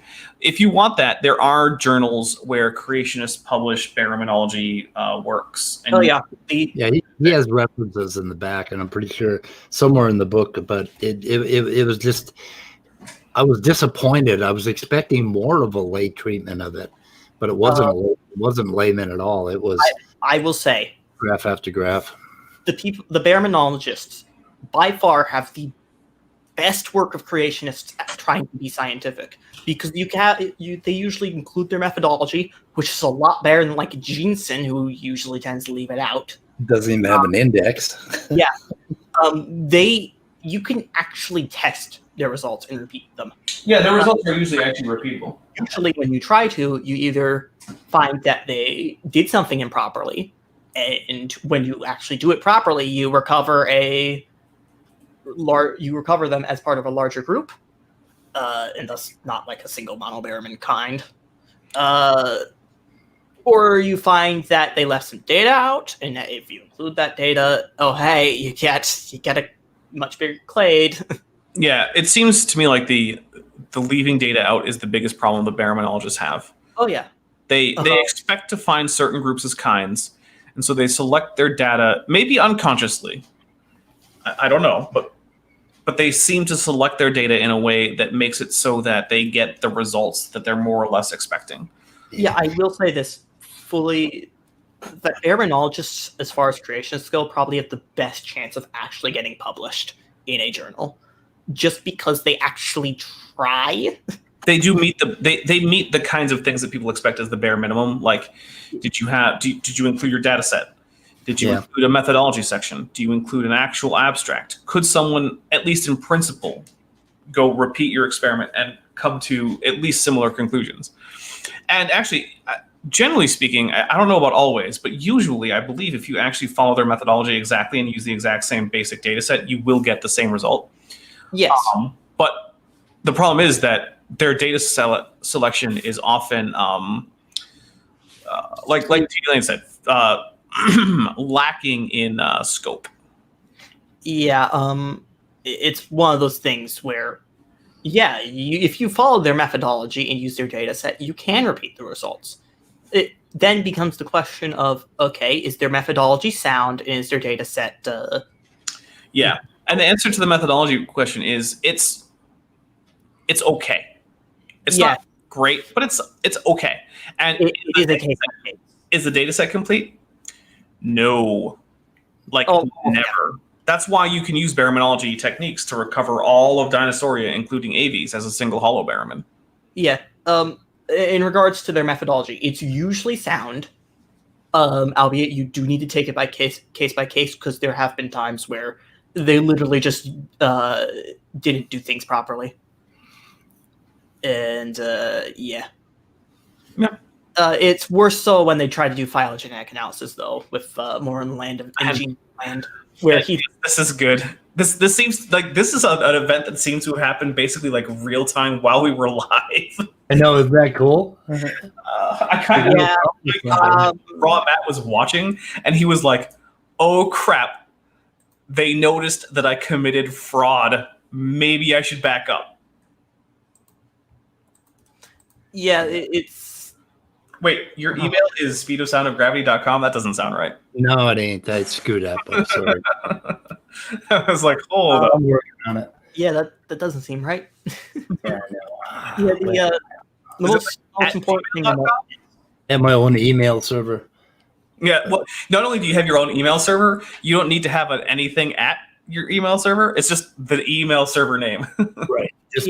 The most important thing to note is when you compare Kurt Wise or Todd Wood and their baraminology stuff to Jensen or Snelling, you find that they are doing miles better in terms of academic conduct than Snelling, who's, when he publishes in creationist literature, Snelling stuff in creationist literature would not pass peer review because he lies and he does manipulation. It's blatant, bad. His data Jensen, manipulation is worse. same way. Jensen won't be able to publish in standard literature if he doesn't have a method section.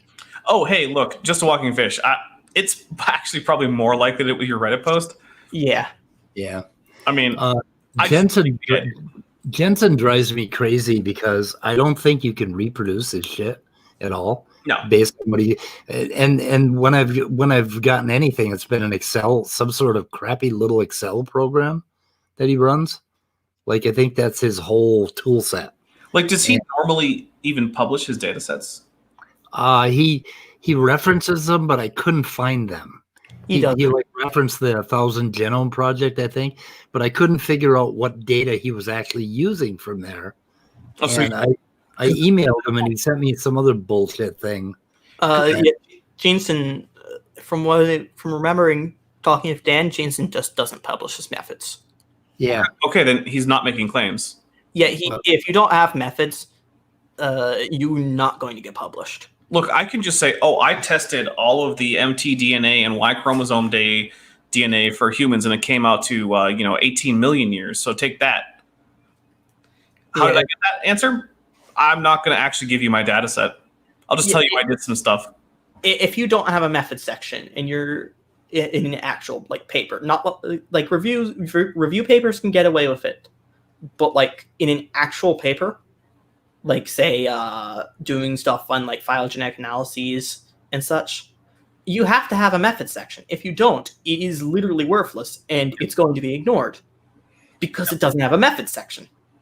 Yeah, and your method section actually has to make sense, which is why no one is taking that whole Triceratops horn thing from what was it, Armitage. That's why no one's taking that seriously, is because his method section is incompetent.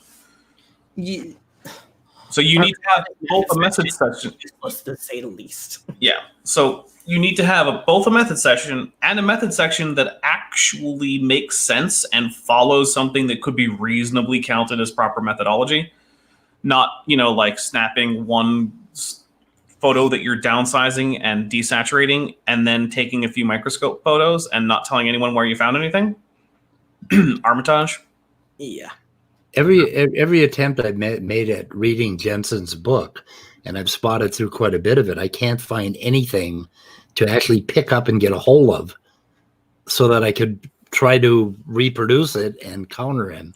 So it's garbage. I don't even try, and I leave that to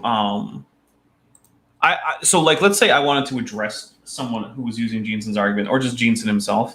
Yeah. I honestly have people who I know who are better at the genetics and are familiar with his work, and I would just consult with them, honestly, and I would credit them. And because the thing is, everyone who I've talked to who is competent in genetics, who has read his work, and has basically said that it's completely worthless. There is absolutely no academic merit to anything Jensen is saying. And then people are like, but he made a prediction.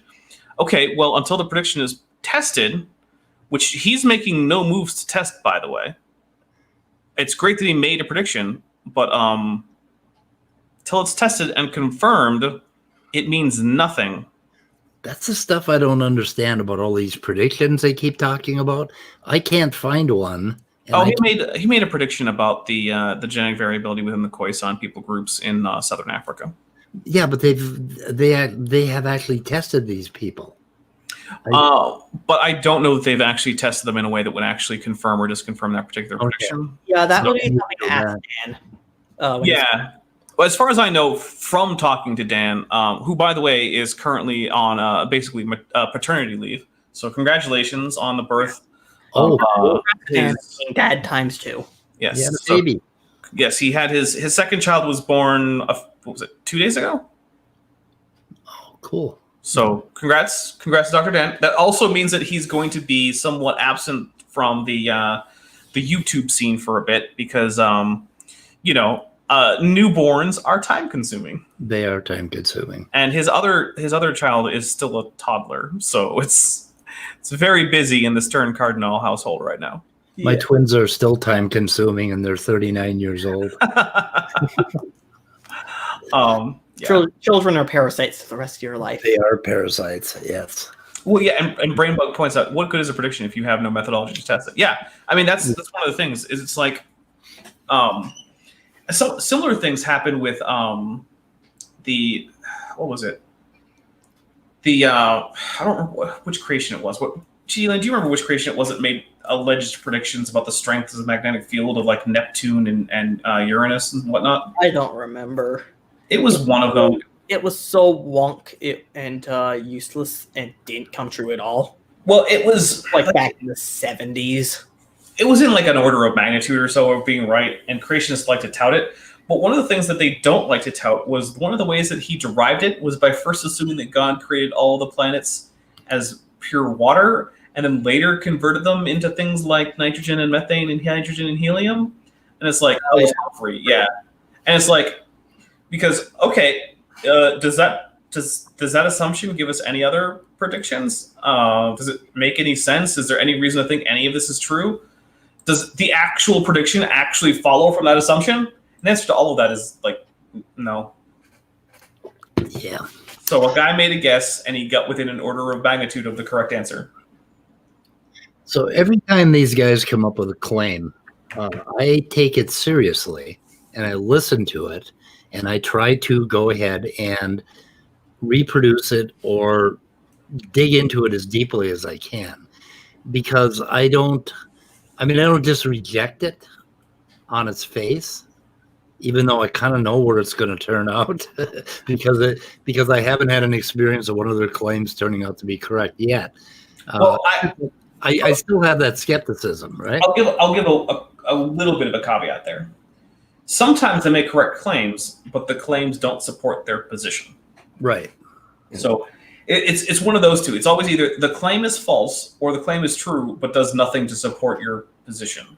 Yeah, it's the thing with basically Brahmanology and what they're going to be doing 10 years from now will have been to assimilate the current science into their into their rhetoric, into their dialogue. I think it'll take longer than that.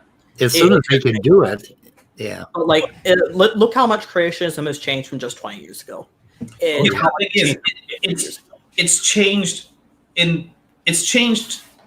but it's still always a good 50 to 70 years behind, right? Yeah, it's changed, and at the same time, it hasn't. It's odd to say the least. I don't expect creationism to start incorporating things from 2020 until about 2080.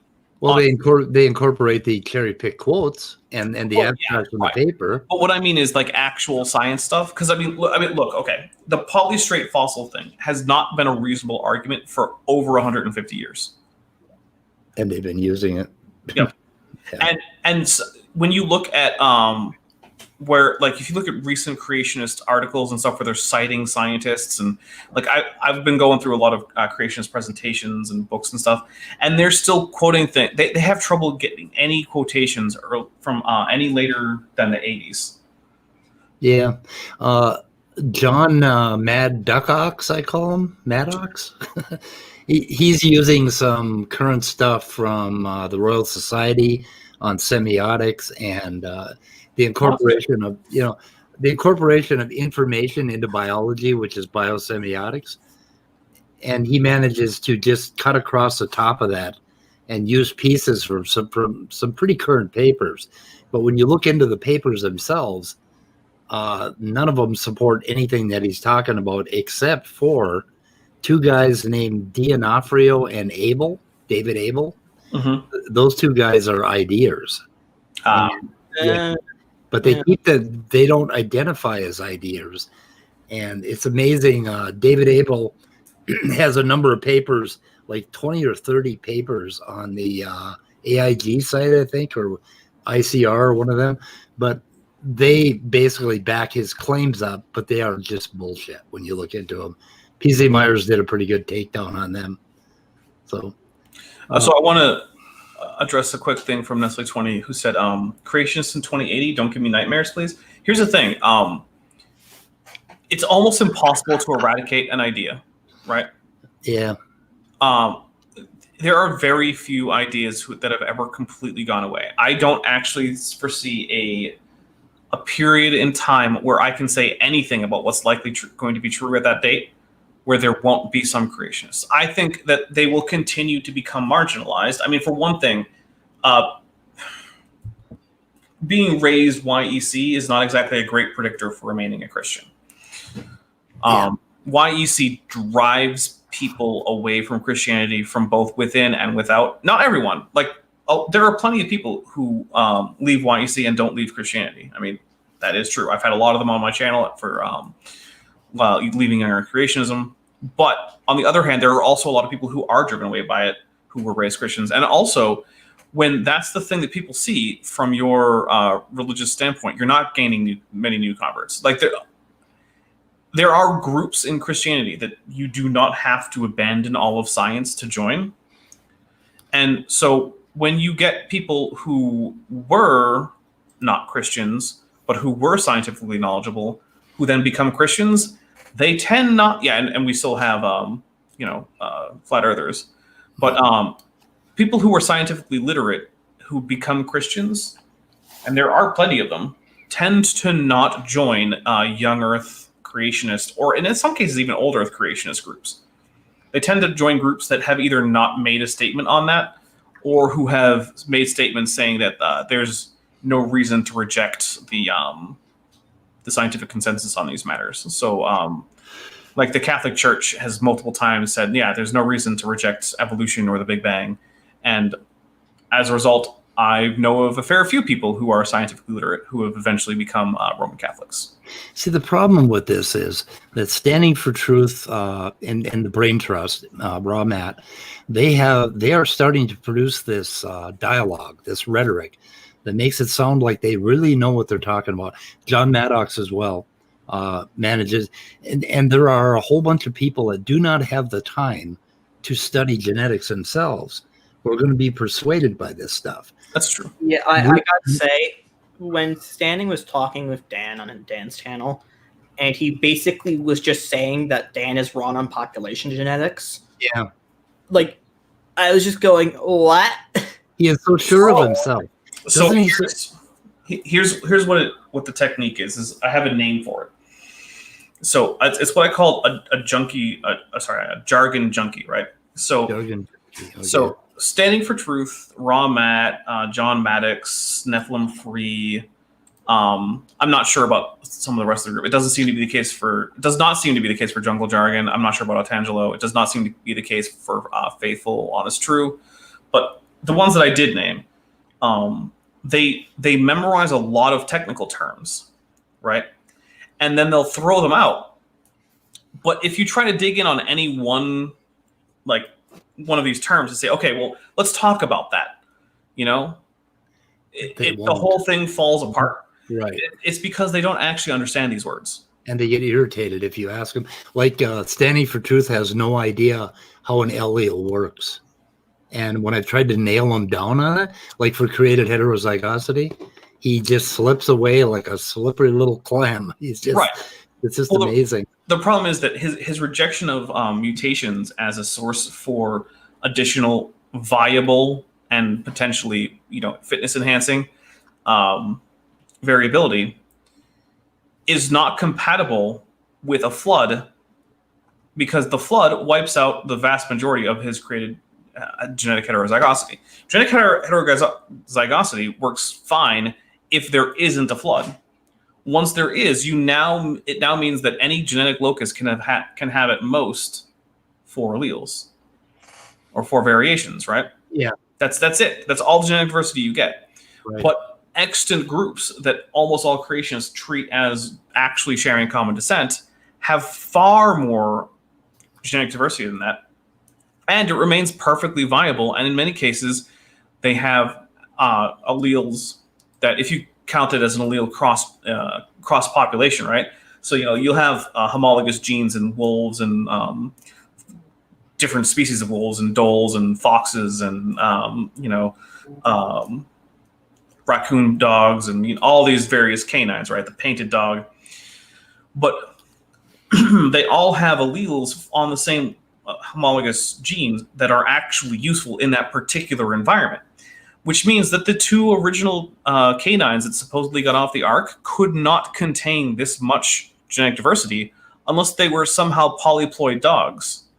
Standing for Truth he had a video about 3 or 4 weeks ago where he was talking about how created heterozygosity would basically save the idea of animals speciating because God made millions of them or tens of thousands of them, but he totally forgot about the Ark. Yeah, where you only had 2 hop off. Right. That's the thing. The Ark completely negates the possibility of created heterozygosity solving the problem. Anyway, when he said that, I got right up out of my chair and stood up straight. And I was like, holy shit, are you kidding me? Yep. Yes. But anyway, the point I was making is that we have to do a better job than them of explaining things like alleles and loci and how this stuff does not work. And we have to do it in such a way that laymen can comprehend it. And that's kind of what we're struggling with and why I'm hoping to get a channel where I can actually produce decent content, easily and start to explain some of this, because like during a debate, when they keep pressing us and asking us for de novo genes and how de novo protein functions happened, I actually know how it happened, but to explain it takes a great deal of time. Yeah, that is one of the problems. It is actually fairly well understood now, and we're not doing a good job of putting this out to the masses. So on our part, we have to do better. Yeah, otherwise this shit is going to. One of the things I'm glad Dan is around for, because he's used to explaining it. He's a professor. He does well, but Dan is one guy, one channel. We need more foot soldiers, is what I keep saying. And we need it. Yeah. I have to get going pretty soon, so we might want to start wrapping up with something. Right, we want to wrap up, and I do want to talk to you guys for about 5 minutes or a minute after the stream. Okay. So anyway, let's end this. I'm getting tired, and I'm going to start to not make sense. If I may finish, it's one of those things where we need to get better at obviously conveying de novo gene creation. Yeah. And abiogenesis is another place where we do have to get better at explaining how this happened, because the criticisms of it are just ridiculous. But the explanation to counter the criticism takes so goddamn long that we never get a chance to get 2 sentences out, and somebody like Neff will walk over us, So the only way to do it is with content. So. Well, I think another thing we need to do is insist on when we're having live discussions that there be more moderation, because there is too much interruption. And while the side of science, because I'm not going to pretend that it's mainstream science, no, it's just science, is not innocent of interrupting inappropriately. I need to address that. That's a false dichotomy. Mutations can be negative, they can be beneficial, or they can literally just be neutral and do nothing. That you need to make a note of that, because if it's neutral, it's literally just adding variation, but it's not negative and it's not beneficial. The thing is, we know that there are too many beneficial variations on homologous genes within groups that creationists think of as related, for the Ark to have allowed that to have already been inbuilt as a result of created heterozygosity. And look at this one from Standing for Truth. He has dings and rust, rust marks on a car. Yeah, it's a bad analogy, but it makes good sense to a lot of people. But I just want to point this out, Standing.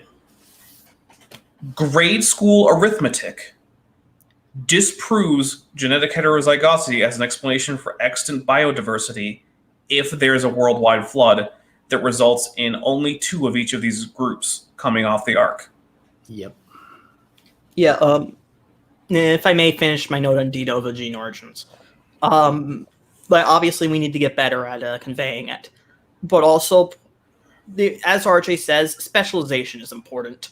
You can't expect it to do everything. And at the current moment, I think the best way to get this out is just help Dan grow. Yeah. His channel's still small. I think, obviously, we need to shout him out. I think when he goes live or posts a video, convey the message about it. And obviously getting him on some larger channels. I think one thing I want to talk to Steve McRae about is getting Dan onto his show to talk about viruses and such. Because that would get Dan a lot of exposure. In fact, I have a specific thing. I want to see if we can't get Dan on there to talk about how viruses disprove genetic entropy and such. And I hope Steve will be up for that. So, yeah, because Dan, Dan's some of the best. I'm going to have to get going pretty soon, so we need to actually wrap up. Let's wrap up. Okay.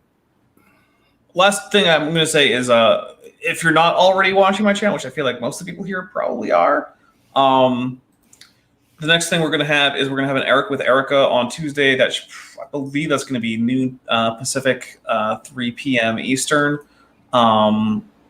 Then there will be an upload on Thursday, and I'm not sure what's happening Saturday. So there you go. That's my channel stuff, and come say hi.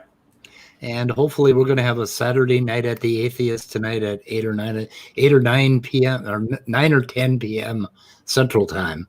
And that's just where we trash talk creationists or something. We'll think of something to talk about. But anyway, that'll happen tonight, hopefully. Okay, so we'll end it. So we are saying goodbye, guys. Bye. Bye, everybody.